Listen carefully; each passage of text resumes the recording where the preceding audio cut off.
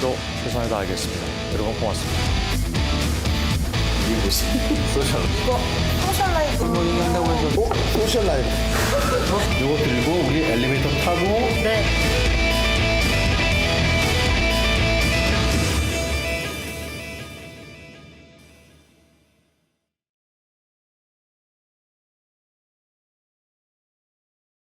발언 모두에 반토막이란 단어가 들어가면서 마치 우 원내대표가 반박을 하는 것처럼 모양새가 됐습니다. 예. 이 추 대표 측은 야당을 또 우 원내대표 측은 소셜미디어에서의 일부 지지자를 향해서 했던 발언이라고 설명하기도 했습니다. 예. 아무튼 뭐 실제로 두 사람은 현장에서는 어떻던가요? 네, 일단 양측의 관계가 사실 아주 친밀하지 않은 건 정확한 사실로 보입니다. 예. 제가 추경안 협상 과정에서 추 대표와 우 원내대표 양측 모두에게서 얘기를 계속 들어왔는데요. 예. 일단 추 대표 측에선 추경안 협상이 한창 진행 중인 와중에 이렇게 중요한 협상 전략을 당 대표에게 말도 없이 원내대표가 일방적으로 추진해서는 안 된다면서 이 주요 전략은 당 대표와 함께 논의해야 한다라고 말을 했었습니다. 예. 이 반대로 우 원내대표 측에선 이 추 대표의 머리 자르기 발언으로 야당과의 협상이 다 꼬였다거나 시시각각 변하는 협상 상황을 하나하나 다 알릴 수는 없다 이런 얘기를 했었습니다. 예. 자, 두 번째 키워드로 넘어가겠습니다. 두 번째 키워드 좀 열어보죠.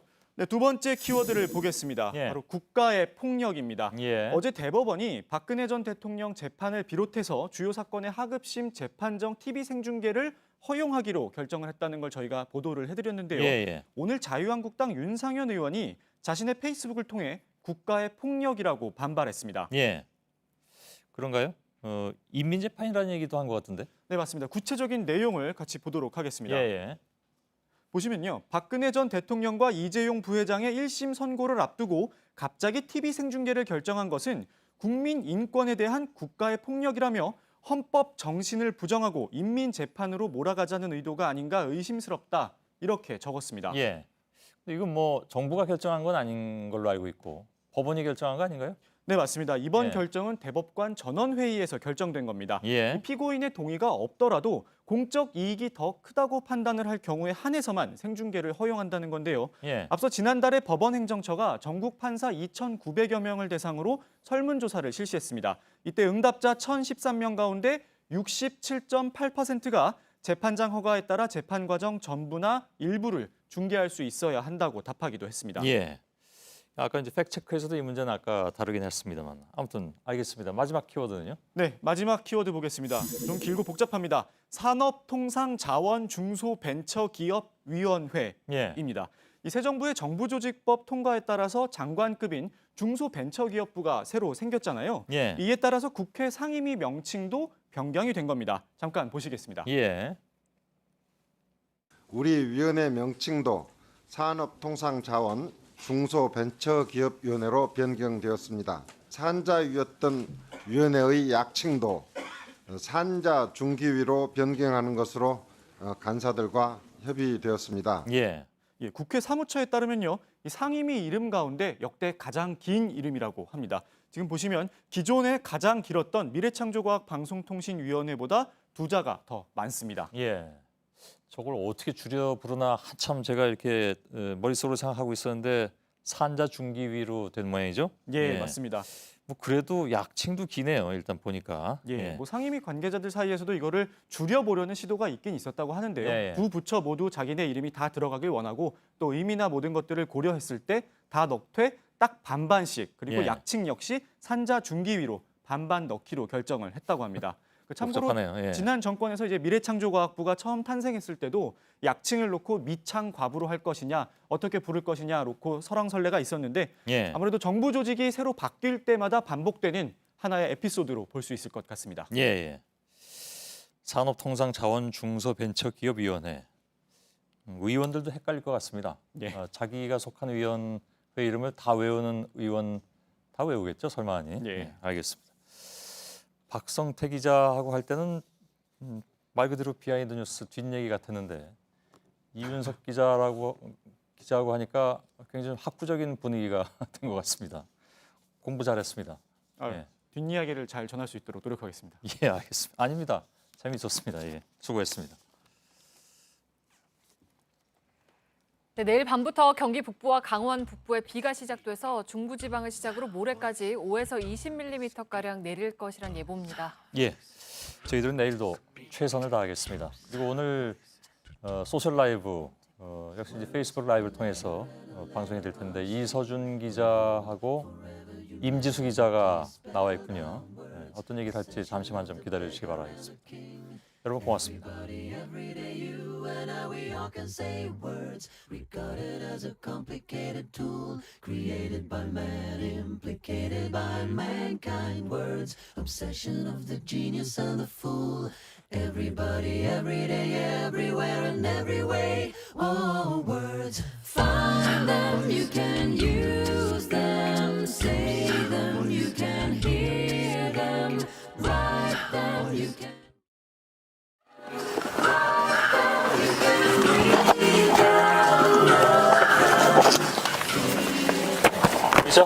의자 내가 이거 할까?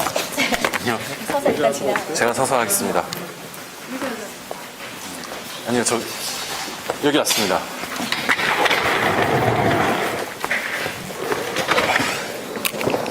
오랜만입니다. 네, 아니 임지수 기자. 네, 저는 어제 뵀죠. 자, 소셜 라이브 오늘 사회부 법조팀이네. 네. 네. 무슨 내용이죠? 마이크 좀. 네. 저희가 이제 검찰, 법원 양쪽의 얘기를 다 할 거 하는데요. 네. 일단은 이제 오늘 검찰 인사위원회가 있었기 때문에 내일 이제 검찰 인사가 이제 시작이 되거든요. 네. 그래서 이제 아주 관심사죠. 그렇죠. 특히 이제 검찰 개혁과 관련해서. 예. 그래서 이제 검찰 인사를 시작으로 법무부 탈검찰화, 수사권 조정 등등등 이제 검찰 개혁이 이제 말은 많았지만 실제 이제 시작이 되는 시점이 왔기 때문에 그거에 대해서 한번 정리를 하고. 그 제가 기억하기에 왜 지난번에 우리 저 5월 9일에 대통령 선거 방송할 때 광화문에서 그때 왜 저 여론조사를 그 전 며칠 동안 한 거에서 안나경 앵커 그때 스튜디오에서 전해주지 않았나요? 저 일반 시민들이 가장 새 정부가 첫 번째로 개혁해야 할 첫 번째 과제 뭐였죠? 관련 내용이었던 걸로 기억합니다. 정확하게 얘기해 주세요. 정확한 검찰 개혁이었어요. 네. 검찰 개혁. 80% 이상 나왔던 걸로. 예. 예. 아 그래서 그 검찰 개혁에 대한 사람들의 어떤 시민들의 소망이 굉장하구나라고 느꼈었어요. 왜냐하면 다른 것도 굉장히 많았는데 저는 그걸 보면서 좀 놀랐어요. 그렇게 압도적으로 많은가. 그러니까 문재인 대통령도 그 부분을 간과할 수 없는 것이죠. 그러니까 평소에 또 그 문 대통령 입장에선 검찰의 문제를 많이 인지하고 있었을 테고요. 그래서 굉장히 강하게 드라이브를 하는데 왜 저 문 총장이 뭐죠 저 한시 읊은 것 때문에 약간 좀 뭐 오해가 좀 생겼. 근데 오늘 해석이 분분합니다. 예, 근데 오늘 문 총장이 한 얘기 혹시 들었어요? 국민의 뜻에 따라 했는데 예. 그 말이 또 사실 어떻게 보면 그것도 해석의 여지가 많기 때문에 아니 제가 지금 이걸 그 사회부장으로부터 받았는데 따끈따끈한 소식이네요. 네. 한시 건은 전에 김진태 총장 책에서 본 건데 네. 다른 시들은 어렵고 해석하기가 좀 복잡한데 이 시는 쉽고 재밌어서 생각하고 있었던 것이었다. 그러면서 인사청문회 때 저녁 먹고 멍하니 앉아 있는데 갑자기 이 시가 떠올랐다. 그래서 같은 사안을 두고 이렇게 다양한 시각이 있나 싶어서 나는 인사청문회 하루 하면 되지만 대통령은 임기 내내 이런 다양한 시각을 들어야 되니까 골치가 아프겠다 싶어서 이 시가 떠올랐다. 그래서 말을 할까 말까 하다가 한 건데 이상하게 해석이 됐다. 뭐 이런 네. 저한테 이런 그 티타임에서 나온 얘기 모양이죠. 아니요 오늘 예. 아마 취재원에서 예. 아, 두 사람은 모르는구나. 저한테만 먼저 온 거군요. 굉장히 무난한 답변이라고 생각하는데 예. 한시를 골랐을 때 그 답변을 함께 생각했을 거라고 생각합니다. 아, 그래요? 굉장히 열린 시였고 내용 예. 자체가 예. 네, 저렇게 대답하고 할 수 있는 그런 시로 골랐지 않을까. 예, 시가 갑자기 찾아온 것이 아니라 예. 골라서 답변을 함께 좀. 그렇죠. 뭐 저보다는 취재 기자가 훨씬 더 그 상황을 잘 알겠죠. 예, 조만간에 그 기자들하고 공식 그 간담회를 하겠다고 했거든요. 예, 예. 때문에 그때도 다시 한번 질문이 나오지 않을까. 그때는 좀 더 이제 많은 이제 며칠에 걸쳐서 예, 본인의 생각을 그러겠죠. 정리해서 예, 말씀을 예. 하시지 않을까. 전 가겠습니다 이제. 예, 알겠습니다. 예, 안나경 앵커가 네. 네, 오늘 충분히 수고하셨습니다. 네. 네. 이미 충분히 많은 이야기를 해주셔서 오늘 키워드는 뭔가요? 그리고 오늘 무슨 저희 팩트체크에서 다뤘던 내용도 재판 생중계. 그것도 관련해서 하는 여기는 거군요. 검찰 인사. 네.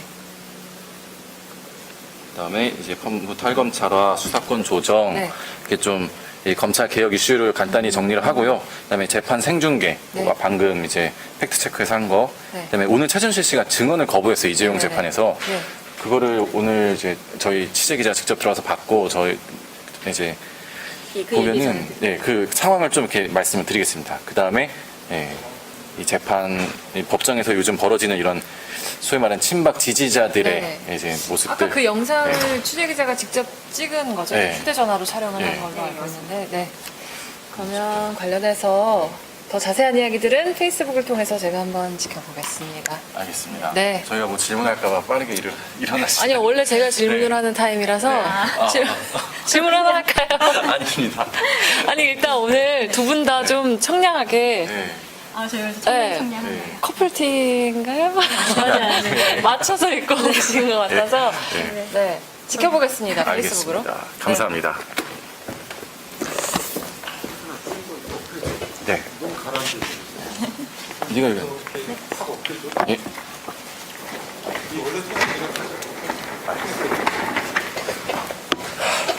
아이고. 안녕하십니까. 법조팀의 이서준입니다. 또 이쪽은 임지수입니다. 저는 3개월째 지금 법조 꿈나무로 배우고 있는 입장이어서요. 오늘 이서준 선배 옆에서 적적하지 않게 자리를 채우러 나왔습니다. 네. 또 여러분들의 말씀을 듣기 위해 이렇게 네, 페이스북을 틀고 하겠습니다. 네. 자, 일단 검찰 인사. 검찰 인사에 대해서 먼저 좀 임지수 기자가 얘기를 해주세요. 오늘 인사위원회 있었잖아요. 네. 네. 내일 검사장급 인사를 앞두고 오늘 검찰 내부에서는 인사위원회가 열렸습니다. 내용은 비공개였는데요. 앞으로 이제 검사장들과 평검사들, 부장검사들을 어떤 기준으로 배치를 하고 또 인사를 할 것인가에 대해서 논의를 했습니다. 네, 그 내용은 비공개고 저희도 사실 세밀하게 취재를 못했지만 어느 정도 추정을 할 수 있는 것은 앞서 문재인 대통령이나 또 박상기 장관 그리고 지금 고위직으로 인사가 된 인사 인물들의 그 예전 발언과 또 기조들을 생각해 보면 이런 발언들이 있었죠. 앞으로 정치에 줄서게 하는 검사들을 인적 쇄신 1호로 삼겠다. 그리고 뭐 법무부 검찰 뭐 이런 얘기도 다 그쵸. 포함된 네. 것이고. 그러니까 소위 말해서 이거 검찰뿐만 아니라 여러분들이 계신 모든 조직, 그러니까 모든 조직에 있어서 인사는 사실상 시그널이죠. 여러분들이 이 조직에서 잘 나가기 위해서는 또는 우리 이 조직의 방향성은 무엇인지 보여주는 게 바로 인사거든요. 근데 사람들이 이제 일단은 생각하는 거는 소위 말해서 우병우 라인들이 이제 인적 쇄신 대상이 되지 않을까. 이거에 대해서 이제 내일 까봐야겠죠. 인사 결과를. 긴장감이 예, 그렇죠. 분위기가 어떤가요, 선생님? 이미 어느 정도 이 국정농단 사건이 쭉 이어져 왔고, 그 다음에 검찰 인사가 만약 국정농단 사건이 없었다면, 또 이러한 탄핵 국면이 없었다면은 올해 2월에 사실 대대적인 인사가 났어야 되거든요. 근데 그게 지금 몇 개월에 걸쳐서 지금 인사가 나지 않은 상태로 반년이 지났고, 그 다음에 나는 인사입니다.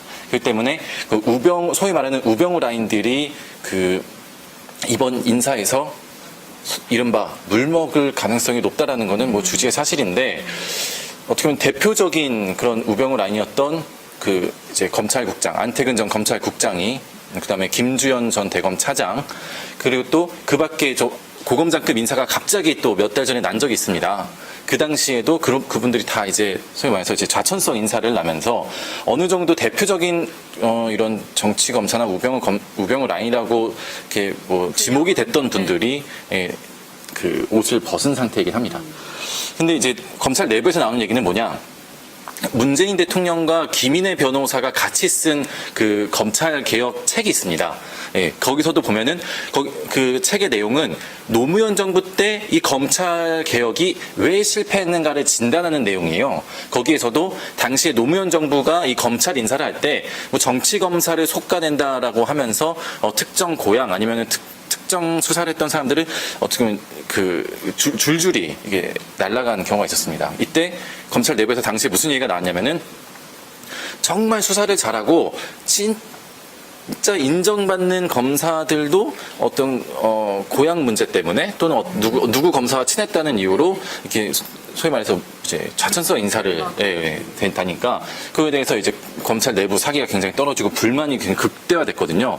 그러니까 이번에도 정치 검사를 속아내고 소위 말해 이제 하명 수사를 받으면서 거기에서 정치권에 줄을 대려고 했던 그런 사람들은 당연히 속아내야겠지만 이게 너무나도 그런 기준 없이 된다면은 그 반작용이 생길 수도 있다라는 우려도 나오고 있죠. 예, 예. 자, 예. 자, 아까 얘기했던 겁니다. 예. 이거에 대해서는 임지수 기자는 지수는 어떻게 생각하는지 좀. 네, 이 시 하늘 이게- 노릇하기 네. 어렵다지만 4월 하늘만 하랴. 대만시래요. 혹시 네, 그렇죠. 네티즌분 중에 대만 전공하신 분이 있다면 이 시가 어떻게 해석해야 되는지 좀 말씀을 해주시면 좋겠습니다. 대만인들의 그 정서를 반영하면 또 다른 의미가 나오는 네. 것이지. 또 대만 학자 난화 이진의 한 시를 인용했죠. 이 뜻을 두고, 그러니까 어쨌든 하늘은 어떤 리더와 수장을 뜻할 것이니 뭐 문재인 대통령이 아닐까 하는 뭐 추측이 다수이고, 그래서 그 어떤 새로운 리더의 뜻이 펼쳐지기에는 너무나 많은 이해관계자들이 다른 의견을 가지고 있고 거기서 어떻게 헤쳐나갈지 걱정이 된다. 그 검찰 수장으로서 또 걱정이 된다라는 의미라는 해석도 있고, 한쪽에서는 나의 생각은 그 수장의 방향과 다른데 이견을 가지고 있는데 어찌 따르리요라고 항명성 표현이다라고 말씀하시는 분도 있습니다. 저는 이게 네. 인터넷에서는 뭐 네티즌 분들은 여기서 이제 하늘이 누구고 누에가 누구고 뭐 누에는 검찰이고 보리는 경찰이고 막 이렇게 해서 해석을 하신 이제 네티즌 분도 있더라고요. 근데 그거는 이제 본인만 아는 거기 때문에 함부로 얘기할 수는 없고, 네. 예. 제가 이렇게 이런 IT 기기에 좀 문외합니다. 네.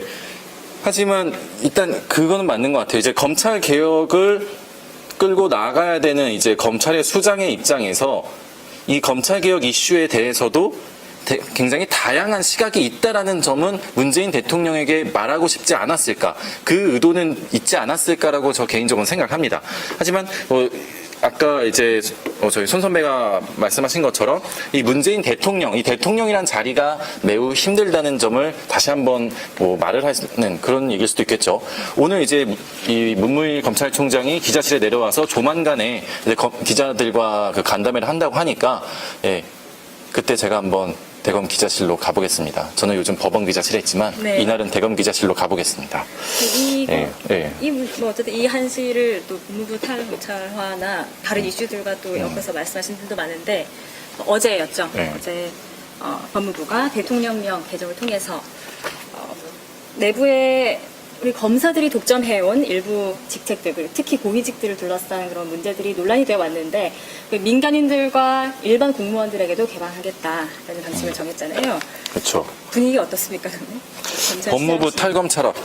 저희가 잠시만요. 여기서 이서준 기자 법대 출신일 거라는 댓글이 올라왔는데 저는 정치외교학과 출신입니다. 따라서요. 법무부 탈검찰화 이제 저희가 많이 기사로도 보도해 드리긴 했는데 지금 법무부의 어떤 주요 보직들을 이제 검사들만 맡을 수 있게 돼 있단 말이죠. 그다음에 정말 많은 이제 검사들이 법무부에서 일을 하고 있습니다. 근데 이제 이에 대해서 법무부는 하나의 행정부처인데 왜 그 그 외청격인 검찰 조직에 있는 검사들이 그 조직을 장악하고 있느냐라는 비판. 그래서 또 법무부는 이 전반적인 어떤 법무 행정을 해야 되는데 그 중에 한 부분인 검찰 조직의 사람들이 이 법무부를 장악해서 법무 행정 전반을 좀 검찰에 유리하게 가져가는 거 아니냐. 그리고 또 이 검찰 개혁을 하려면 결국에는 이 법무 행정을 하는 법무부가 이거를 주도해서 끌고 가야 되는데 그 안에 검사들이 가득하면 어떻게 검찰 개혁하겠느냐. 그렇죠. 이런 비판 때문에 한 겁니다. 근데 이제 검사들 사이에서는 법무부 탈검찰에 대해서는 큰 어떤 반발 여론은 없는 것 같아요. 일단 검사들은 제가 만나본 검사들은 나도 수사하고 싶다. 나도 수사하려고 검사가 됐지 어떤 행정 부처의 공무원이 되기 위해서 이 검사가 된 게 아니기 때문에 다시 수사팀으로 돌아가서 수사를 할 수 있다면은 매우 만족한다라고 얘기를 해요. 밖에 나가서 밖에 파견이 가면 그 외부 기관에서도 뭐 의미 있는 보고를 올리고 또 내부에서 정보를 취합하고 하는 것도 굉장히 의미 있는 작업 아닌가 하는 생각이 들기도 하는데 왜 휴식처, 검찰 고위 간부들의 고위직들의 휴식처다 뭐 이런 비판이 나오는 이유는 사실 뭐 그런 양단의 모습이 다 있기는 한 거예요. 사실 뭐 다른 기관들과 검찰이 수사하는 데 있어서 협조를 할 수 있는 계기가 될 수 있다라고 하지만 또 다시 말해서는 어떤 수사하다 잠시 거기 그것도 있지만 온갖 부처와 온갖 우리나라에 있는 많은 그 행정기관에 검사들이 감으로 해가지고 전반적으로 이제 검찰 공화국을 만드는 거 아니냐라는 비판들이 있는 거거든요. 네. 지난 앞서 국회 청문회에서 문무일 검찰총장이 검사 본연의 임무에 집중할 수 있도록 좀 앞으로 운영해 나가겠다라고 한 말이 그 맥락일 그렇죠. 것 수사에 같아요. 초점 맞춘다는 거죠. 그렇다면 왜 그동안에 그러면 왜 그동안에 검사들을 그런 법무부나 다른 그런 부처에 보냈습니까? 왜 보낸 겁니까? 라는 이제 의문이 들잖아요. 그거는 이렇게 생각하시면 됩니다. 그동안에 우리는 이제 사법 시험을 통해서 이제 법조인을 뽑는 시스템이 있지 않았습니까? 그때는 굉장히 소수의 법조인이 뽑혀가지고 일부는 사법부의 판사가 됩니다. 근데 사법부의 인력을 행정부처가 당연히 갖고 올 수가 없죠. 그런데 또 나머지 이제 변호사들, 이 변호사들은 이제 소위 말해서 변호사 시장에서 변호사가 되는데 네, 이 변호사들을 이 행정부처에 데리고 와서 일을 시키려고 하니까 돈을 많이 줘야 되는 거죠. 그 당시에 또 변호사들이 소수일 때니까 굉장히 높은 고액의 돈을 벌던 시절이니까요. 그러니까 이 행정부처 내에 있는 법조인은 유일하게 검사들밖에 없었던 거예요. 그래서 법조 인력이 필요한 곳마다 이제 필요한 행정부처마다 이제 검사들을 보내는 게 가장 효율적이고 가장 저비용으로 가능했던 겁니다. 근데 이제는 법무부 탈검찰이 가능하다는 게 로스쿨이 생기면서 이 법조인들이 굉장히 많아졌고 또 이 외부 이 법조인들을 행정부처에 데리고 와서 일을 시켰을 때 옛날만큼 그렇게 많은 비용이 들지도 않는다는 거죠. 그다음에 그만큼의 수요도 이제 있을 것이고요. 또 더 잘 할 수도 있는 거고요. 그래서 이제는 이 법무부 탈검찰, 다른 변호사나 다른 법조인들이 들어와서 하는 법무부, 법무행정 어떻게 바뀔지 또 그들이 이끌어갈 검찰 개혁은 어떨지도 여러분들이 이제 관전해야 되는 지켜봐 주셔야 될 부분입니다. 그다음에 이제 수사권 조정 이게 가장 핫하죠 사실. 자 저희 지금 이제 단순하게 뭐 수사는 경찰이 그다음에 기소는 검찰이 이렇게 하겠다는 거 아닌가요? 하는데 이번에 문무일 검찰총장이 한마디 했잖아요. 기억나요? 저번 주에? 정확한 워딩이 예. 수사 없이 기소를 할 수 없다. 수사와 기소는 분리될 수 없다라고서 얘기를 했거든요. 근데 이거에 대해서 그러면 이제 문재인 대통령의 공약에 반하는 것이냐 이런 논란이 있었습니다. 그러니까 지금 근데 이거에 대해서는 좀 애매해요. 이게 이제 문재인 대통령의 관련 공약인데요. 자, 여기에서 검찰 수사권과 기소권의 분리라고 되어 있습니다. 그 다음에 일반적 수사권, 경찰의 이관 이 두 가지만 읽으면은 경찰에 수사를 주고 검찰은 기소만 한다라는 이 딱 칼자르듯이 자르는 게 맞는 것 같은데 마지막에 검찰은 원칙적으로 기소권과 함께 기소와 공소 유지를 위한 2차적 보충적 수사를 한다라고 되어 있습니다. 이것 때문에 이제 말이 많은 건데요. 자 여기서 보면은 이제 검찰이 독점하고 있는 수사 중에 일반적 수사만 경찰이 이관한다고 돼 있고 표현이 그 다음에 원칙적으로 돼 있고 그 다음에 2차적 보충적 수사는 검찰이 한다고 돼 있거든요. 그럼 과연 2차적 보충적 수사가 뭔가 일반적 수사는 뭔가 이거에 대해서 어느 누구도 아직 정의를 내리지 않았습니다. 문재인 대통령도 그렇고 이 문재인 정부에서도 그렇고요. 그렇기 때문에 문재인 대통령이 제3의 기관에서 이 논의를 해보자라고 얘기를 한 겁니다. 자, 이 부분에서 임재식 씨는 어떻게 생각해요? 이 수사권과 기소권이 완전히 분리돼야 되는 것인가? 그다음에 또 문무일 총장이 얘기한 것처럼 수사 없이 기소는 불가능하다. 이런 얘기들에 대해서는 네, 이제 경찰 출입을 할 때 그 경찰 형님들께서 말씀을 하는 부분도 일단 그 검찰의 지휘에 의한 수사가 굉장히 그 한계가 느껴진다는 말을 많이 했었거든요. 그래서 어떤 그 일정 지금 여기서도 굉장히 애매하게 돼 있지만 정말 그 일정 부분만이라도 그 수사의 영역을 허락해주고 완전한 수사의 영역을 허락해준다면 서로 견제도 되고 또 앞으로 그 수사의 전문성도 쌓아갈 수 있지 않을까 하는 그런 말을 많이 했었기 때문에 근데 좀 구체화될 필요가 있을 것 같습니다. 말씀대로 지금은 굉장히 이상적인 안인 거잖아요. 그렇죠, 그렇죠. 네. 워딩 자체로는 이상적인 안이지만 이것이 일반적인 사건과 그럼 특수사건을 어떻게 규정하느냐에 따라서 또 그 내부에서도 반대자가 새롭게 나올 수 있을 거라고 생각합니다. 그렇죠. 그 관전 포인트는 그겁니다. 경찰한테 영장 청구권을 허용할 것인가? 지금은 이 구속영장이나 압수수색영장, 체포영장 다 이제 검찰이 해줘야 되거든요. 근데 경찰 자체적으로 할 수 있게 해줄 것인가? 그러면 이거는 헌법을 바꿔야 돼요. 그럼 이 부분은 이렇게 구체적으로 이 부분을 보셔야 되고, 그 다음에는 이제 검찰이 2차적 보충적이라고 하는데, 그럼 검찰이 스스로 새로운 수사를 할 수는 없는 것인가? 지금처럼 이제 최근에는 이제 미스터 피자, 그다음에 카이 방산비리, 그다음에 국정농단 수사 이런 것들은 경찰이 수사해서 건넨 게 아니라 검찰이 수사를 시작한 거거든요. 소위 말해서 인지해서 수사한다고 하기도 하는데 그런 검찰이 스스로 수사를 시작하는 거, 수사 개시를 할 수 있는 거 이거를 얼마나 허용할 것인가? 이 부분이 이제 결정이 돼야 될 부분이죠. 네. 자, 그다음에 이제 재판 생중계. 근데 이것보다는 이게 오늘 있었던 이 최순실 증언 거부가 좀 더 재밌을 것 같아서 이것부터 얘기를 해보죠. 네. 네, 오늘 이재용 삼성전자 부회장 재판에 뇌물 수수자 역할을 한 최순실 씨가 나왔습니다. 나올까 말까를 두고도 굉장히 기대가 모아졌잖아요. 정말 나올 것인가, 첫 대면이 성사될 것인가에 대해서 얘기가 많았는데 나왔어요. 근데 그쵸. 예전에 박근혜 전 대통령 재판에서 삼성 관계자들이 줄줄이 입을 닫았던 것처럼 묵비권을 행사한 겁니다.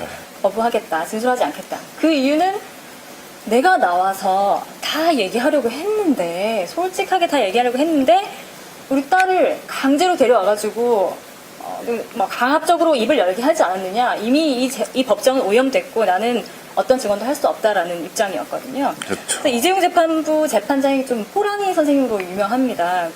이재용 측이건 검찰 측이건 좀 이해가 안 되는 부분이 있으면 이렇게 단칼에 무슨 말이에요? 이렇게 따지기도 하고 말 길게 하지 말라고 자르기도 하고요. 그리고 또 쓸데없는 지연 전략 이런 거 전혀 단칼에 잘라내는 재판장이어서 맞아요. 네. 오늘도 적지 않게 당황하는 모습이었어요, 사실. 네, 그렇죠. 진술 거부권을 나오지 않을 건 생각해도 진술 거부권을 여기서 사용할 것은 전혀 생각하지 못했다는 그런 표정이었는데. 그래서 재밌는 포인트는 방금 말씀드린 것처럼 이재용 재판을 진행하는 이 재판장이 이 부장판사님이 굉장히 이제 칼과 같이 이렇게 재판을 진행하는데 그 부장판사에게 유일하게 짜증을 냈던 사람이 정윤아 씨입니다. 네. 이런 부분이 좀 이해가 안 가는데 다시 한번 얘기 좀 해주시죠 라고 했을 때 정윤아 씨가 다 말했잖아요 이런 식으로 얘기해서 기자들도 이렇게 치다가 이런 상황이 나왔고 그다음에 부장판사도 이렇게 굉장히 당황하는 그런 장면이 나왔는데. 굉장히.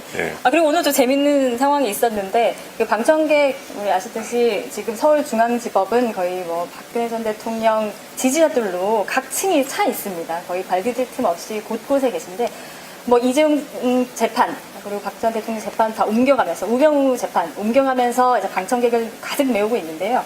오늘은 근엄한 이재용 재판부 재판장이 약간 웃음을 참으면서 이를 악문 상황이 이제 펼쳐졌는데 방청객에 앉아있던 이제 박근혜 전 대통령 지지자 두 분이 서로 이렇게 격하게 인사를 하다가 머리를 서로 부딪힌 거예요. 또 박수를 나면서 소리를 지르면서 서로 막 이렇게 튀어져 나가니까 폭력 사태가 발생한 줄 알고 이제 방원이 막 뛰어왔어요. 거의 테러 작전처럼 막 뛰어왔는데 알고 보니 서로 저희 인사하다가요. 막 이러니까 재판장 갑자기 입술 딱 깨물면서 이렇게 해가지고 다 같이 일시적으로 화목해진 그런 상황도. 최순실의 그래도 증언 거부 사항을 좀 정리를 한번 해드리면요. 그냥 단순히 굉장히 점잖게 오늘 증언을 하지 않겠습니다. 이런 상황이 아니었고요. 처음에 오자마자 아니 왜 나는 스스로 나오려고 했는데 구인장을 왜 발부했었습니까? 나는 스스로 나오려고 했어요. 오늘 다 자발적으로 나온 겁니다. 갑자기 얘기를 한 거예요.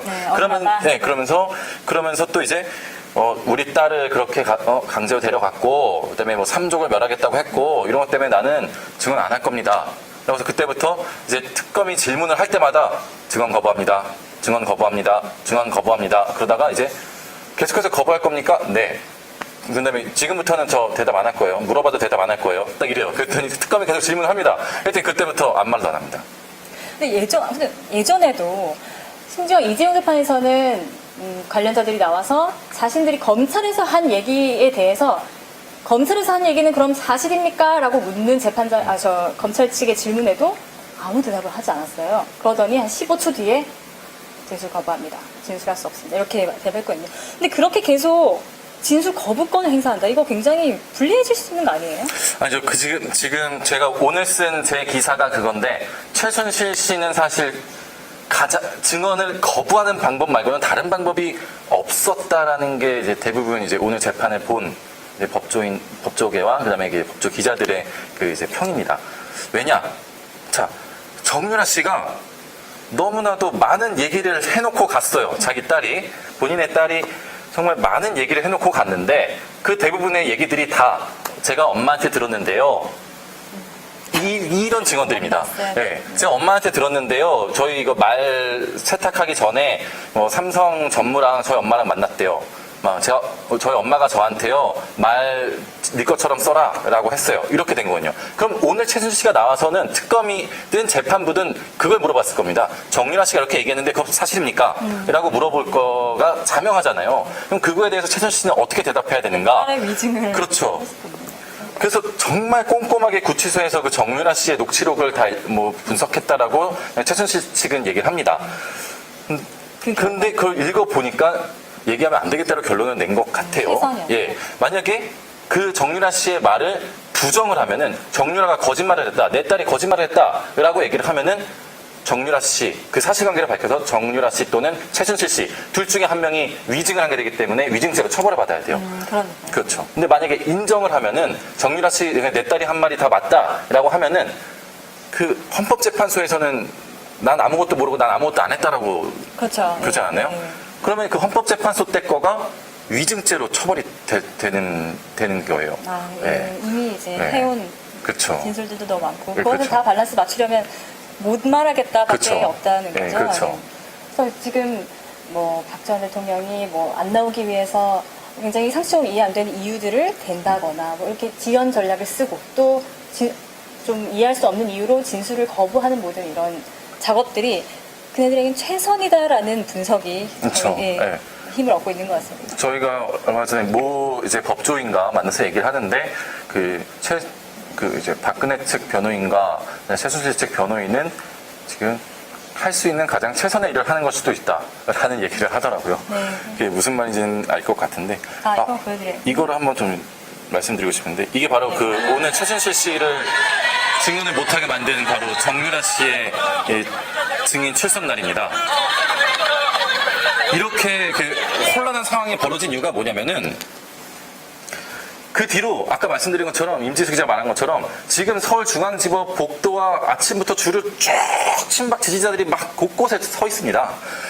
근데 정유라 씨가 나오니까 그 친박 지지자들이 유라야 화이팅, 유라야 사랑해, 유라야 힘내. 예, 방금 최순실 씨와 박근혜 전 대통령에게 굉장히 불리한 증언을 하고 나온 정유라 씨한테 유라야 잘했어, 유라야 화이팅 그래서 제가 그 장면이 너무나도 이해가 안 가서 제가 이제 그 친박 지지자들을 찾아가서 물어봤습니다. 아니 왜 지금 방금 정유라 씨가 박 전 대통령과 최순실 씨에게 되게 불리한 증언을 하고 나왔는데 유라야 화이팅, 유라야 사랑이라고 하셨어요? 그랬더니 저한테 한 말이 그때 옆에 임지수 기자가 있었나요? 불리하게 뭐가 불리해? 저한테 불리하게 뭐가 불리해? 불리를 하시는 그런 상황이에요. 너네가 그렇게 쓰는 거지? 저는 이게 진정한 플라토닉 러브가 아닌가. 무조건적인 사랑을 받습니다. 또 오늘 영상이 없는 거예요. 아, 이거죠. 네, 오늘 이거는 영상. 소리를- 오늘 법정, 네. 오늘 법원인데요. 네네. 네.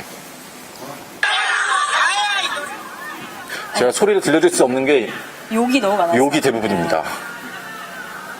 지금 조금 키울까요, 소리? 이제 오늘 법정입니다. 이 상황 좀 설명 좀 해주세요, 연기 기자. 네. 이 장면은 일부 기자들만 이 상황을 지켜볼 수 있었는데요. 돌발 상황인 겁니다. 그야말로. 이 재판을 마치고 법원 곳곳에 있는 박 전 대통령 지지자들과 또 일부 방청객이 충돌을 한 건데 그 이유가 휴대폰에 노란 리본을 달고 있었다는 이유였거든요. 오늘 기사를 통해서 접하신 분들도 많았을 텐데 믿기지 않는 이유기도 하고 굉장히 오늘 재판 상황에 대해서 뭐 얘기를 하다가 노란 리본을 보고 달려든 그런 상황인데 네, 이런 장면이 꽤 많이 연출됩니다. 오늘은 진짜 거의 물리적인 드자비까지 간 것인데 그러지 않고 서로 뭐 일방적이지만요. 거의 일방적으로 박상호 분들이 이제 소리를 치는 그런 경우인데 이렇게 소란 행위가 곳곳에서 발생을 하고 있거든요. 그렇다고 해서 법원 측에서 굉장히 강경하게 뭐 법정 안에서 일어났을 때마다 감치를 한다거나 그런 강경 대응을 하기에는 또 이 사안이 너무 크고 예민한지라 또 고민이 되는 부분이 있다고 합니다. 그렇죠. 이분들은 사실 말리거나 그러면은 조직이 더 네, 늘어나서 이제 막 화가 난리가 나는 상황이 벌어지기 때문에 결국에는 오늘 이 싸움도 노란 리본을 달고 있다면서 이 친박 지지자들이 이제 어떻게 폭력을 행사한 거거든요. 근데 저희 이제 법조팀에 이제 대학생 인턴이 지금 한 명 와 있습니다. 이동환 인턴이 저희 이제 법조팀에 와서 저희 법조 기자들을 많이 큰 도움을 주고 있는데요. 저희 그 이동환 인턴도 핸드폰에 그러니까 가방에 가방이나, 노란 리본을 달고 있어요. 네네. 근데 그 노란 리본을 달고 있으니까 친박 그 지지자들이 둘러싸가지고 줄 설 때마다. 예, 막 와, 정말 입에 담지 못할 얘기를 하면서 삿대질을 하면서 니네 이거를 말을 할 수가 없습니다. 굉장히 험한 제가- 말들을 쏟아낸다고 네, 합니다. 그 인턴이 이런 얘기를 들었다는 거를 제가 듣고 미안할 정도. 너무 화가 나서 그랬던 날이 있었는데요. 그래서 우병우 그 전 수석 재판에서는 감치가 몇 번이나 감치 재판이 열리기도 했고. 네. 그렇죠. 그리고 또 50만 원 과태료 받은 거 있잖아요. 네네네. 지금 이분들이 그 50만 원 과태료 받은 분에 대한 모금 활동을 하고 있습니다. 아, 네. 굉장히 또 하나 네. 플라톤 러브. 그리고 또 하나. 아침에 이재용 삼성부회장 재판에 들어가려면은 아침 일찍부터 줄을 서야 됩니다. 왜냐? 삼성 관계자들도 굉장히 일찍부터 와서 줄을 서고 친박 지지자들도 엄청 일찍부터 와가지고 줄을 서거든요. 그래서 저희도 출근 시간이 빨라져야 된다고 지금 그러긴 한데 저희 이거 쓰면은 원래 빠르잖아요. 네, 그렇죠. 예, 더 빨라져야 될 것 같은데. 네. 그래서 근데 여기 이 줄을 서면은 줄을 서도 들어갈 수가 없는 게 이 친박 지지자들이 정말 계속 새치기를 합니다. 어떻게든 자기들이 들어가려고. 그다음에 서로 새치기를 했다고 서로 싸웁니다. 그런 장면들도 매일 연출되고 있습니다. 네, 저희가 뭐 전해드릴 수 있을 만큼 그 네. 현장들 포착해서 뉴스통에서 전해드리도록 하겠습니다. 예. 하지만 결국에는 이제 선고 때만 생중계가 가능한 거거든요. 네. 이제 저희는 좀 놀랐죠. 변론, 네. 이 1, 2심, 하급심 변론 때까지 다 생중계가 되느냐 이걸 두고 처음에 얘기가 나온 거잖아요. 이제 결론은 선고만 생중계가 되기로 했는데 저희 방송 기자로서는 굉장히 충격적인 소식이기도 그렇죠. 했죠. 예. 일이 많아지실 것 일이 같아요. 이날. 많아집니다. 그래서 이날 분명히 이제 이재용 8월 1일부터 시행이니까 지금 이제 선고를 앞둔 이재용 삼성 부회장과 박근혜 전 대통령과 최순실 씨의 재판은 생중계가 될 가능성이 매우 높아졌어요. 지금 앞선 이영선 전 행정관 재판 같은 경우에도 선고가 나면은 거기에 앉아있던 이제 친박 지지자들이 난리를 치고 소리를 하고 욕을 하는 경우가 재판장 검찰한테 욕을 하고 이러다가 무슨 진짜 큰 사고가 나지 않겠냐고 할 정도인데 분명히 이제 이 큰 핵심적인 이 뇌물 재판도 그 친박 지지자들이 선고가 났을 때 어떤 대응을 할지 알 수 없죠. 네. 그렇기 때문에 이 재판 생중계에 그런 상황들이 다 드러날 수 있지 않을까. 네. 그것도 한번 법원 관심 측에서는 이 갖고 생중계를 통해서 그런 모습을 좀 완화하게 기대하는 네. 것 같은데 또 모르겠어요. 모르죠. 일각에서는 네. 그런 생중계 상황이 오히려 더 상황을 네. 악화시킬 수 있다라는 해석도 네, 있고. 그렇죠. 저희가 더 많은 얘기를 하고 싶지만 이제 시간 관계상 다음에 또 저희 법조팀이 이 서초동의 얘기를 가득 모아서 소셜 라이브에서 찾아뵙도록 하겠습니다. 감사합니다. 감사합니다.